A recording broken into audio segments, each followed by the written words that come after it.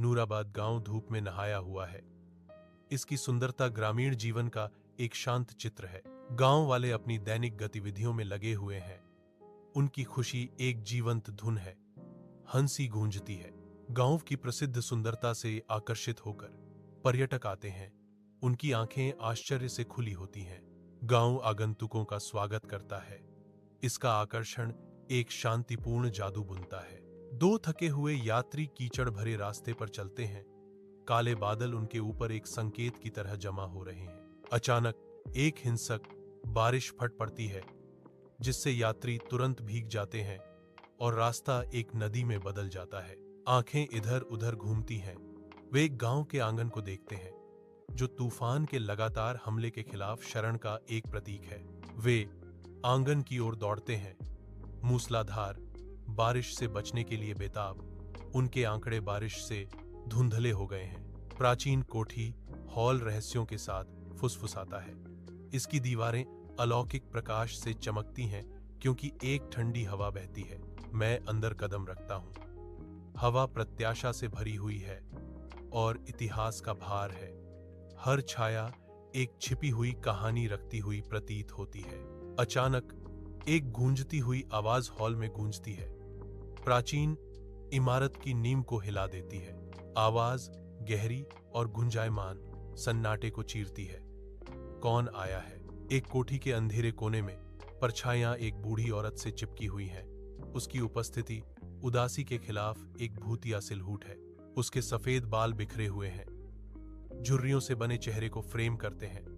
समय और अनकही कहानियों का एक रोड मैप। उसकी आंखें पत्थर की तरह शून्यता में टकटकी लगाए हुए हैं, एक ऐसे अतीत को दर्शाती हैं जो शांत होने से इनकार करता है।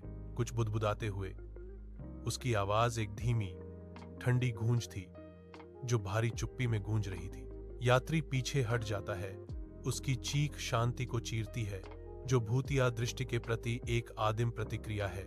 दिन बाद 4 अजनबी गांव के किनारे पर आते हैं, जो सूरज के नीचे लंबी छाया डालते हैं। एक युवा व्यक्ति अपनी पत्नी और 2 छोटे लड़कों के साथ अपने उद्देश्य की घोषणा करता है, अशुभ हवेली बेचना। गांव वालों के बीच फुसफुसाहटें फैलती हैं, क्योंकि बेचैनी छा जाती है। उनकी आंखों में पुराने डर और अंधविश्वास झलकते हैं। फुसफुसाहटें सख्त चेतावनियों में बदल जाती हैं। ग्रामीण हवेली की भूतिया विरासत के खिलाफ चेतावनी देते हैं। एक स्पष्ट तनाव हवा में भर जाता है, क्योंकि ग्रामीण ठंडे किस्से सुनाते हैं।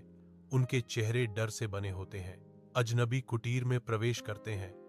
उनकी आंखें भीतर की अप्रत्याशित सुंदरता पर चौड़ी हो जाती हैं।